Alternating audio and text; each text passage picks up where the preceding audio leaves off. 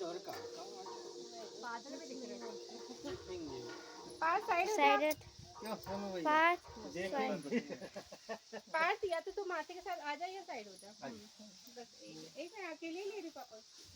मानसी इधर आओ फोटो खींच रही हूँ।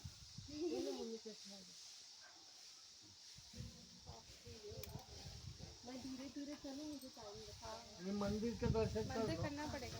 रुकना, अकेले मत जाना। आजा नाना नानी की फोटो खींच दे, बीच बीच में मत हो। इन्फिनिटी पूल तो इससे ज्यादा डरावना है। तुम बीच में आ गए इधर।